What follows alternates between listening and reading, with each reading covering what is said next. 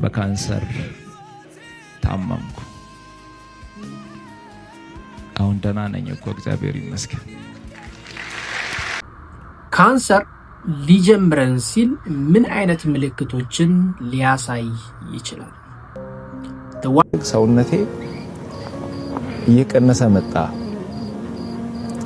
እኔ ህመሜን ለሰው ማሳየት አልፈልግም፣ ሰው እንዲያቅብኝ አልፈልግም። አንዳንድ ጊዜ ደግሞ ያለው የህክምና ሁኔታ በቅርቡ ከሀገር ውጪ ሄጄ በቂ ህክምና አደርጋለሁ። ህክምና ብቻ ሳይሆን በዚህ ሰዓት ለኔ የሚያስፈልገው ኢትዮጵያ እናቶች፣ ኢትዮጵያ አባቶች፣ ወጣቶች ሁላችሁም በየእምነታችሁ እንድጸልዩልኝ እፈልጋለሁ። ሰላም ጤና ይስጥልን። ውድና የተከበራችሁ በመላው ዓለም የምትገኙ የአዳም ዘሮች የሰው ልጆች በሙሉ ሰላማችሁ በያላችሁበት እንደ ሰማይ ከዋክብት እንደ ምድር አሸዋ ብዝዝት ተረፍርፍ በልኝ። እንደምን ሰንብታችኋል?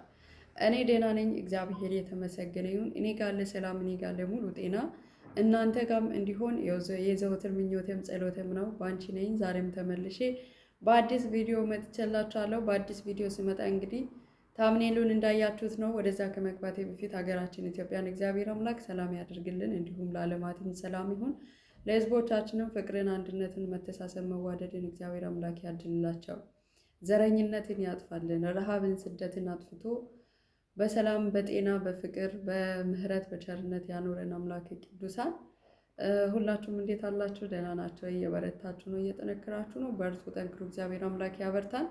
ዛሬ እንግዲህ በጣም በአስደንጋጭ ቪዲዮ ነው የመጣሁት። እግዚአብሔር በሚያውቀው በጣም ነው የደነገጥኩት፣ በጣም ነው የተሰማኝ። እግዚአብሔርን እኔ እንዴት ብዬ ልንገራችሁ? በስመ አብ ወልድ። ለማንኛውም ያው ታምኔሉ እንዳያችሁት ወንድማችን በጣም መልካሙና ደጉ ለኢትዮጵያውያን የሚደርስ ማስተር አብነት የካንሰር ታማሚ ነኝ ብሎ በተናገረው ነገር ኢትዮጵያውያን ሁሉ በጣም ደንግጠዋል። በጣም በእውነት ያልተጠበቀ ነገር ነው የሰማነው እና በጣም ነው ያሳዘነኝ፣ በጣም ነው ያስደነገጠኝ። ምክንያቱም በጣም መልካም ሰው ነው። ስማአውሉ ይከብዳል አንዳንዴ፣ ለምን እንደሆነ አላውቅም። መልካም ሰዎች የማይበረክቱበት ምክንያት ምን እንደሆነ እኔ አይገባኝም፣ እግዚአብሔር በሚያውቀውና በጣም መልካም ሰው ነው። እንደምታዩት ነው የወደቀን የሚያነሳ በታማኝነት ሰዎች በሚልኩት ገንዘብ በጣም ብዙ ሰዎችን የብዙ ሰዎችን እንባ የሚያብስ ደከመኝ ሰለቸኝ ሳይል ዝናብ ነው ፀሐይ ነው ሳይል የትኛውም ቦታ ላይ ዘር ሃይማኖት ሳይመርጥ ክርስቲያኑንም ሙስሊሙንም ፕሮቴስታንቱንም የትኛውንም ሰው የተባለውን ሰው የሚረዳ በጣም መልካም ልጅ ነውና አሁን እንደዚህ አይነት ህመም ሲገኝበት በጣም ያስደነግጣል፣ ልብ ይሰብራል። ምክንያቱም ካንሰር እንደምታውቁት በጣም ክፉ በሽታ ስለሆነ እና ጸሎት አድርጉልኝ እያለ ነው። ሁላችንም ጸሎት እናድርግለት። በእውነት ከኢትዮጵያ ህዝብ ሁሉ ጥቂት ሰው ጻድቅ ይኖራል ብዬ አስባለሁ። የሱን ጸሎት እግዚአብሔር ይሰማል ብዬ አስባለሁ። ኃጢአተኞች ነን አውቃለሁ። እግዚአብሔር ደግሞ ኃጢአትን እንጂ ኃጢአተኛን ስለማይጠላ ጸሎታችን ሊሰማ ስለሚችል እባካችሁ ስለምሰማ እግዚአብሔር ይሰማናል ማርያም። ስለዚህ እባካችሁ ጸልዩ፣ በዱዓ በጸሎት ወንድማችን እናስበው። በጣም ነው ያሳዘነኝ፣ እግዚአብሔርን በጣም ነው ያሳዘነኝ። ማንም እንደዛ አይጠብቅም። ደግሞ የሚገርማችሁ ነገር እንደዛ መልካም ሰው ሆኖ እንደዚህ ተጽዕኖ ፈጣሪ ማህበራዊ ሚዲያ ላይ በጣም ታዋቂ ሆኖ መልካም በመስራት ታዋቂ ሆኖ ህመሙን ደብቆ እስካሁን መቆየቱ ራሱ አይገርማችሁ? ምክንያቱም ከሰዎች ምንም አይፈልግም፣ ሰውን ማስደንገጥም ከሰዎች ጥቅምም አይፈልግም ማለት ነው። ሌላ ሰዎች ብንሆን አስቡት እስኪ፣ ትንሽዬ በሽታ ስታመን መልካም ነገር ስላደረጉ እንደዛ አይነት ነገሮች ጥቂት መልካም ነገር አድርጎ እኮ ነውና የሆነ ነገር ሲደርስባቸው ሰው እንዲያደርግላቸው ነው የሚፈልጉት በነገራችን ላይ። እና ይሄ ደግሞ ህመሙን ተሸክሞ እረፍት ሳያደርግ ያ እንደዛ እያመመው እዩት እንግዲህ እስከዛሬ መርዳት አላቆመም ማለት ነው። በየቦታ እየሄደ እየረዳ ነው፣ እየደከመው እያመመው እና በጣም ነው የገረመኝና ያሳዘነኝም። ምክንያቱም የሰው ልጅ በዚህ ልክ ለመልካምነት ዋጋ ይከፍላል ወይ ብዬ አሰብኩኝ። ከራሱ በላይ ለሰው ልጅ ማሰብ ማለት ነው። ብዙ ነገር እየተናገረ ነበረ። እኔ ከሞትኩ እኔ ያለኝን ሁሉ ለድሃ እንድሰጡ በእግዚአብሔር ስም እጠይቃቸዋለሁ። እኔ ባላይ እግዚአብሔር ያያል፣ እኔ ባልጠይቅ በሰማይ ቤት እግዚአብሔር አምላክ ይጠይቃቸዋል እያለ ብዙ ነገር እያለ ሰምተናል። ለማንኛውም ጥቂት ቪዲዮ እስኪ እሱ ያለውን እንዴት እንደታመመ ምናምን ከአንደበቱ እንስማና እንመለስ። እግዚአብሔር አምላክ ይጠብቀን። ማርያምን ያሳዝናል። በካንሰር ታመምኩ። አሁን ደህና ነኝ እኮ እግዚአብሔር ይመስገን። ሰውነቴ እየቀነሰ መጣ። እኔ ህመሜን ለሰው ማሳየት አልፈልግም፣ ሰው እንዲያቅብኝ። በካንሰር ሲታመም እግሬን ስለታመምኩ እግርህ ከጉልበት በታች ይቆረጥ ተባለ። እግሬማ አይቆረጥም ብዬ ከእግዚአብሔር ጋር መነጋገር ጀመርኩ። እንዲህ ብዬ እግዚአብሔርን ጠየቅኩት፣ እግሬን የምትፈውስ ከሆነ በእነዚህ እግሮቼ ቆሜ አንተን አገለግላለሁ አልኩት። ለማንኛውም እንደሰማችሁት ነው። በሽተኛ ሆኜ እያለው በነገራችን ላይ ዋናው እምነቱን አይደለ የሰው ልጅ። እግዚአብሔር አምላክ እንኳን እግሩን ፈወሰው። እግሬ ድኖ ቁሜ እየሄድኩ ነው ብሏል። አሁን ካንሰሩ ውስጥ ገብቶ ይሆናል እንግዲህ እያመመ ያለው። እኔ ትንሽ እንትን ያለኝ ነገር ሲቀጥል ደግሞ ሰውነት እየጨረሰ ነው። እውነት ነው። በጣም እየከሳ በሚሄድበት ሰዓት ነው እንግዲህ ሰዎች እንትን ያሉት እና ያስጨንቃል። የእኛ ሰው ታውቃላችሁ እንግዲህ ትንሽ ስትወፍሩ ምን አግኝተሽ ነው ምን ሆነሽ ነው የወፈርሽው ይላሉ። ትንሽ ስትከሱ ደግሞ ምንድነው አለቅሽ እኮ እያመመሽ ነው፣ እንደዚህ እየሆንሽ ነው፣ በዚህ እየወጣሽ ነው፣ በዚህ እየገባሽ ነው ይላሉ ማለት ነው። እና ይሄ ልጅ አሁን ያጋጠመው ምንድነው ሰውነቱ እየቀነሰ ምናምን ሲሄድ ነው እንትን ለማለት የፈለገው እንጂ ለሰዎች ራሱ መናገር አልፈለገም። ከሁለት ወር በኋላ ሄዶ እንደምታከም ድምፅ አለ፣ ይቅርታ። ከሁለት ወር በኋላ ሄዶ እንደምታከም ምናምን እየተናገረ ነው። እግዚአብሔር አምላክ እንግዲህ ሕክምናውን የተሳካ እንዲያደርግለት ሁላችሁም በዱዓና በጸሎት አስቡት። በእግዚአብሔር ስም እንደዚህ አይነት መልካምን ሰው ማጣት የለብንም በጭራሽ። የእውነት በጭራሽ እግዚአብሔርን እንለምነው ረጅም እድሜ እንዲሰጠው፣ ብዙዎችን የሚረዳ ሰው እንዲሆን። በእውነት ገና ሁለት ልጅ ነው አይደለ የወለደው? ሁለት ልጅ ነውና በጣም ገና ወጣት ነው፣ ብዙ መስራት የሚጠበቅበት ልጅ እና እባካችሁ ሁላችንም እንደዚህ አይነት ቅን ልብ ያላቸው ሰዎች ምንም እንዳይሆኑ በጸሎት በዱዓ እናግዛቸው። እግዚአብሔር አምላክ ምሕረቱን ይላክለት። በእውነት ቸሩ መድኃኔዓለም ምሕረቱን ይላክለት። አንጀቴን ነው የበላው እግዚአብሔርን። በጣም ያሳዝናል። በስመ አብ ወወልድ ወመንፈስ ቅዱስ። ይህ ክፉ በሽታ እኔ ስጀመር ስሙንም አልወድም። እግዚአብሔርን በጣም ነው የሚያስፈራኝ እና ለማንኛውም ሁላችንም በዱዓና በጸሎት እናስብ። ለማንኛውም በዚያ ያይዤ እስኪ ያ ክፉ በሽታ ያ ካንሰር የሚባለው ነገር እንዴትስ ይታወቃል የምለውን ነገር አጋጣሚ ቲክታክ ውር ስል አገኘው ማለት ነው። የሆነ ዶክተር ምልክቶቹ ምናምን እያለ የሚያስተላልፈው ነገር አየሁና ይሄ ነገር ለእህቶቼ ይጠቅማል ብዬ ይዤላችሁ መጥቻለሁ። እስኪ ሁላችሁም ስሙና ምናልባት እንደዚህ አይነት ስሜት የሚሰማን ሰዎች ልንኖር ስለምንችል ከዛ ቶሎ ወደ ሐኪም ቤት ሄደን ወደ ሆስፒታል ሄደን ቼክ መደረግ ስላለብን እኔም ይዤላችሁ መጥቻለሁ። በደንብ አድምጡና እንደዚህ ከነዛ ከተጠቀሱ ነገሮች አንዱ እንኳን ቢሰማችሁ ችላ ሳትሉ በቶሎ ሆስፒታል መሄድ ስለምጠበቅባችሁ ተከታተሉና እንመለሳለን። እሺ ውዶቼ፣ ካንሰር ሊጀምረን ሲል ምን አይነት ምልክቶችን ሊያሳይ ይችላል? The warning signs of cancer. አንደኛ፣ ሰውነታችን ምክንያታዊ ያልሆነ የክብደት መቀነስ። አመጋገባችንን ሳንቀይር፣ ስፖርት ሳንሰራ ወይም ደግሞ ክብደት ለመቀነስ አስፈላጊ የሆኑ ሜቶዶችን ሳንጠቀም ዝም ብለን ሙሽሽ የምንል ከሆነ ወይም ደግሞ ክብደት የምንቀንስ ከሆነ ይህ የካንሰር ምልክት ወይም ደግሞ early signs። ሁለተኛ፣ አዳዲስ የሆኑ እብጠቶች ወይም ደግሞ እጢዎች በሰውነታችን ላይ ኖቲስ የምናደርግ ከሆነ አስተውሉ።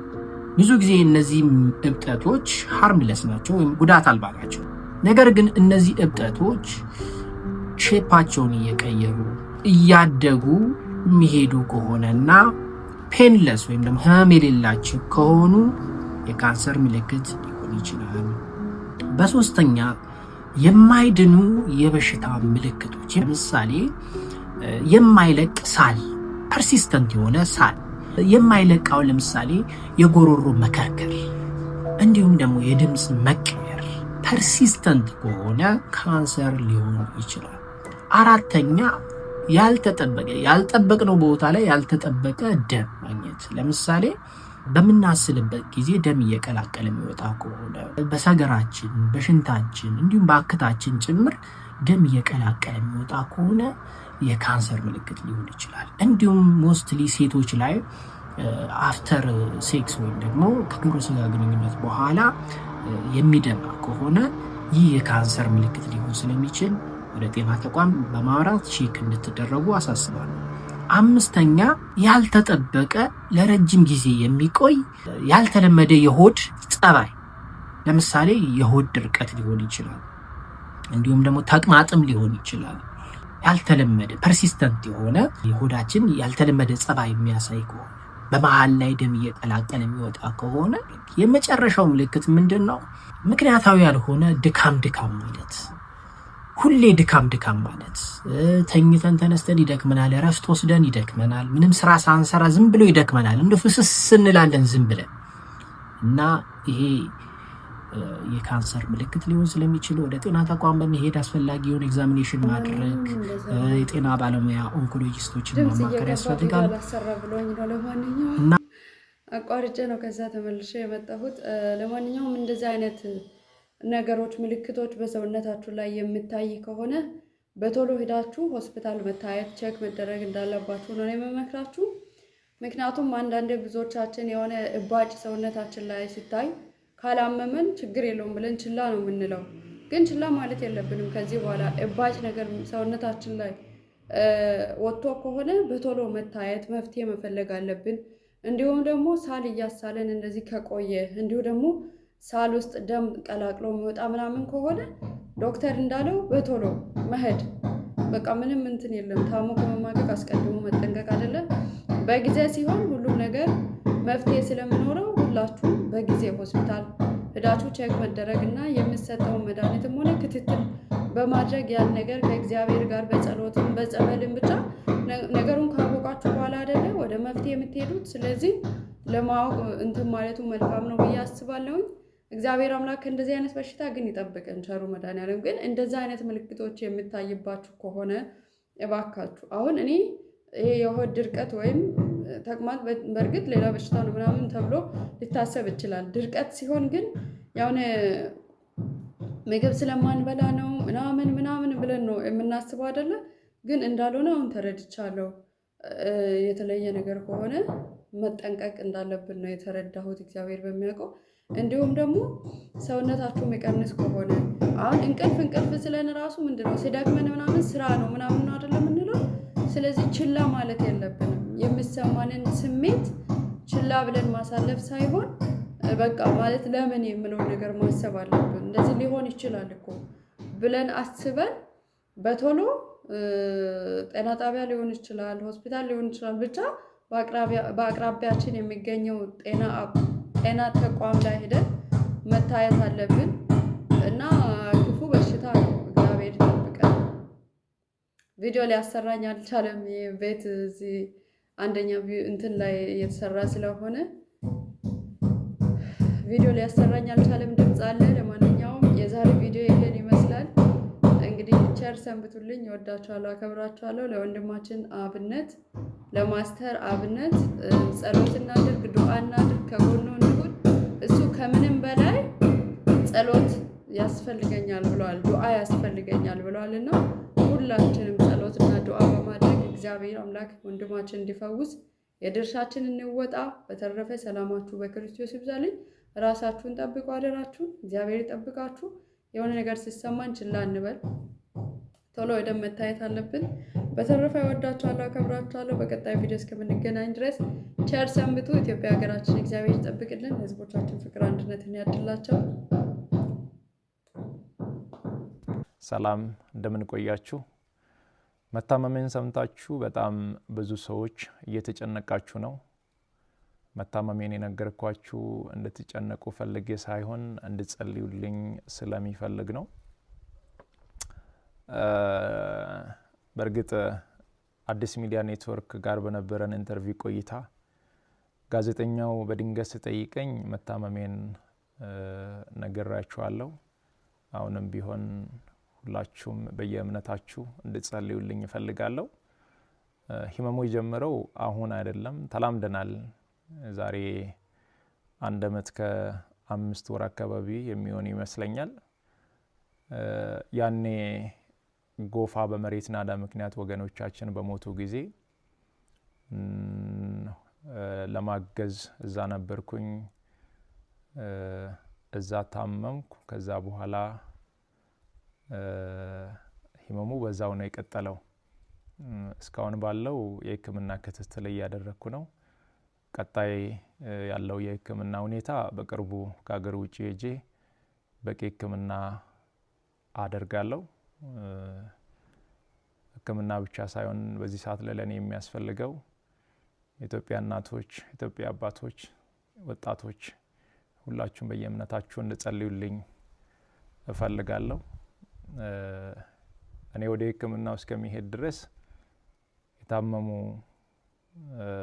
አልጋ ላይ ያሉ ወገኖችን እያሳከምን እንቆያለን። በመጨረሻም አንድ ማለት የሚፈልገው በዚህ ሰዓት ለኔ የሚያስፈልገኝ አንድ ነገር ብቻ ነው። አሁን ከሚነግራችሁ ነገር ውጪ ለኔ ምንም ነገር አያስፈልገኝም። ሁላችሁም በየእምነታችሁ ጸልዩልኝ። ጸሎትና ጸሎት ብቻ ነው የሚያስፈልገኝ። ከዛ በተረፈው እግዚአብሔር ሁሉን ይችላል። አመሰግናለሁ።